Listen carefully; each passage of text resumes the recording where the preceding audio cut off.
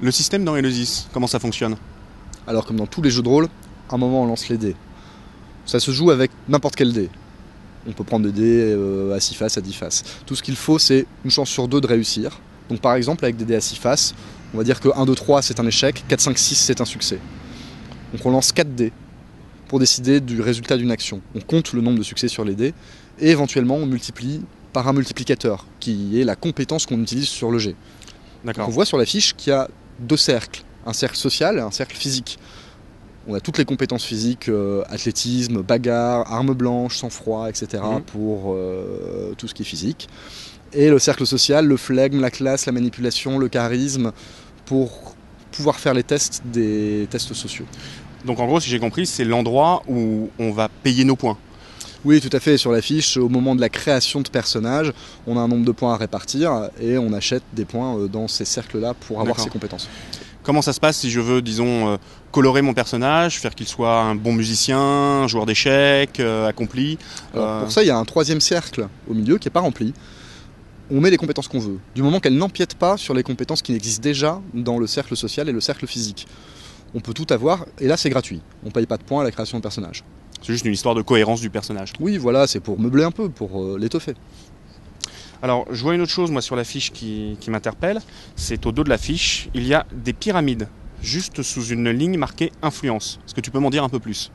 Alors, le système d'influence. À la création du personnage, on a des points à répartir aussi dans cette catégorie. En fait, les pyramides représentent l'influence du myste sur un point de contrôle dans la société. Donc ça va être une entreprise par exemple, ou une organisation qui l'a décidé. Imaginons qu'ils veulent contrôler le Times.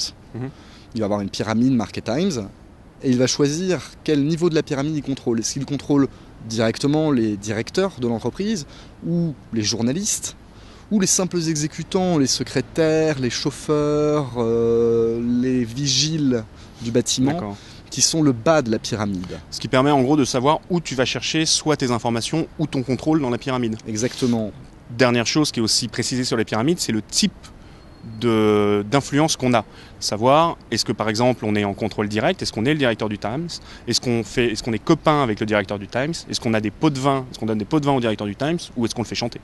Tout à fait. En fait, c'est une représentation très dense de la manière complète dont on contrôle l'organisation. Donc ça va permettre un jeu très fin sur comment je vais pouvoir utiliser ça. On n'a pas juste je contrôle le Times, on sait quelle catégorie de personnes, de quelle manière, et si on a de l'information ou vraiment un vrai contrôle, est-ce qu'on peut leur faire des actions. Donc ça devient très facile en partie de retourner sa fiche et d'avoir des idées sur comment employer l'influence qu'on a sur les entreprises. Pour reprendre l'exemple du Times, par exemple, je veux faire passer une info dans le journal. Si je contrôle des journalistes, j'ai à passer un coup de fil et je sais que l'article sera paru. Mais il sera peut-être paru dans les pages au milieu. Par contre, si je contrôle le directeur, ça peut faire la une. Probablement. Autre chose sur la fiche qui a l'air un peu particulier, il y a toute une partie train de vie.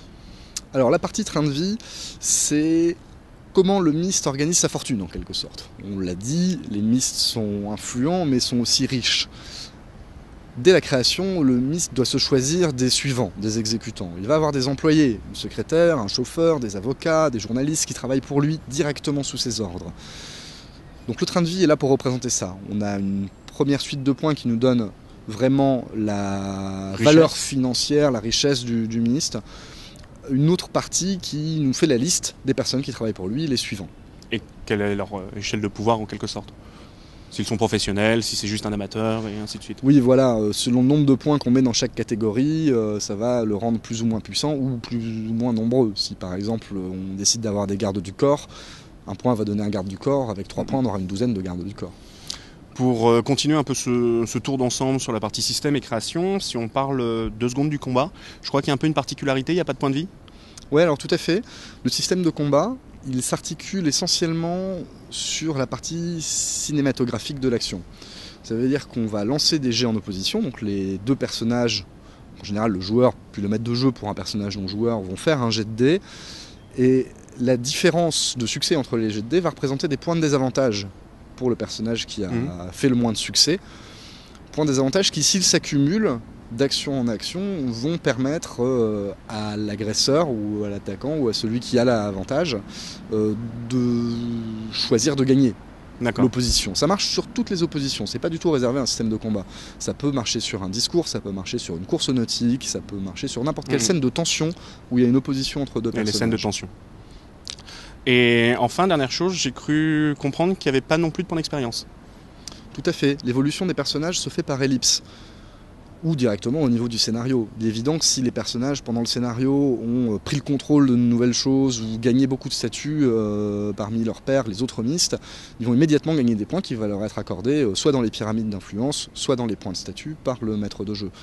Si entre deux scénarios il se passe un temps significatif, quelques mois ou voire quelques années, parce que le maître de jeu a décidé de faire une ellipse pendant sa campagne, il va pouvoir accorder des points d'ellipse qui vont permettre aux personnages joueurs de rajouter des points aux différents endroits de la fiche, donc d'acquérir de nouvelles compétences, voire de nouveaux talents. Et enfin, c'est quoi la récompense en fin de... Vu qu'on n'a plus de points d'expérience, c'est un peu quoi la récompense en fin de partie? Et bien justement, c'est d'éventuellement gagner des points de statut ou d'influence sur la fiche, directement. D'accord.